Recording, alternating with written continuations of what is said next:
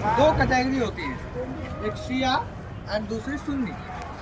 इमाम बाड़ा जो होता है वो शिया मुस्लिम्स का पार्ट। क्लियर? हाँ आगे आ जाओ, जिन लोगों को नहीं सुनेगा।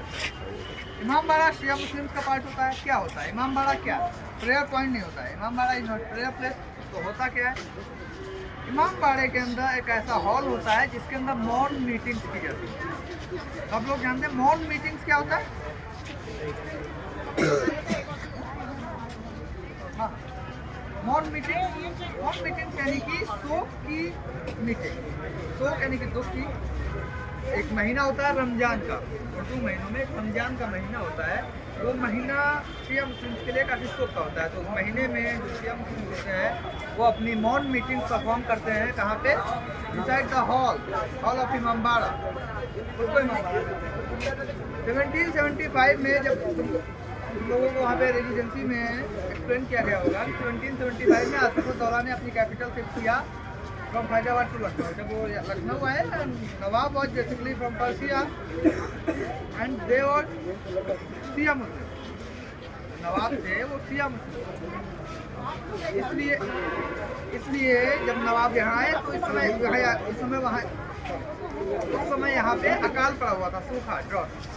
तो नवाब ने लोगों को दान देना शुरू किया कि लोग अपना जीवन यापन कर सकें, लेकिन लखनऊ के लोगों ने उसको रिफ्यूज कर दिया और उसके बदले काम मांगा। ये एक राजा के लिए सबसे अच्छी बात होती है कि उसकी प्रजा काम मांग रही है। तो उन्होंने काम दिया और 1775 में इमाम बाड़ा बनवाना स्टार्ट किया, क्योंकि शिया मुस्लिम्स के लिए जो इमाम बाड़ा वो प्रियोरिटी होता है। तो उन्होंने इमाम बाड़ा बनवाना स्टार्ट किया 1775 में। उन्होंने एक चीफ इंजीनियर अपॉइंट किया पर्सिया से, नाम था किफायतुल्लाह खान।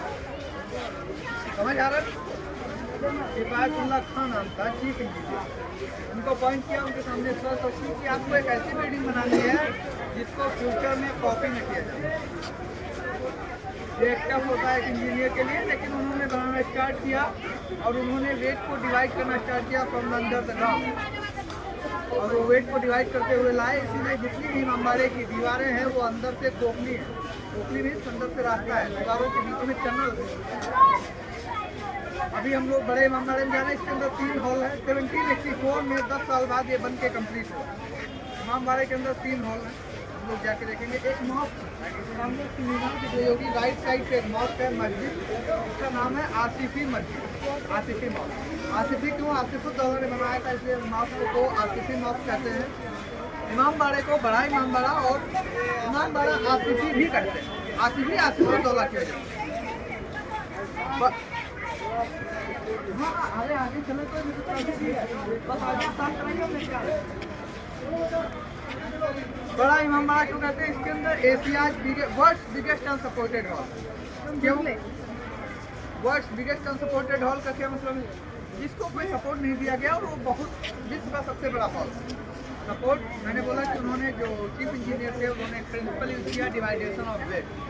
तो वेट को डिवाइड करते चले गए, इसीलिए वो ऊपर तक बनाते गए और नीचे जो दीवारें थी वो खोखली होती चली गई और जो हॉल की रूफ थी उसको कोई सपोर्ट नहीं दिया, उसके वेट को डिवाइड किया।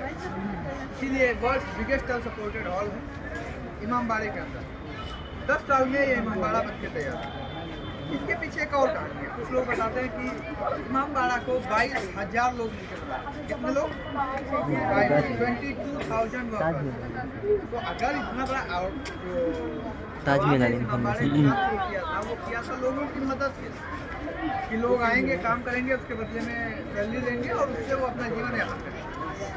लेकिन इतनी फास्ट बन रहा था इमाम बाड़ा, सूखा खत्म होने के पहले ही इमाम बाड़ा बन जाता। इसके लिए नवाब ने तरीका निकाला। जो लेबर्स के काम करते थे उन्होंने रॉयल्स को अपॉइंट किया, रात में काम करते। जो रॉयल्स थे नवाब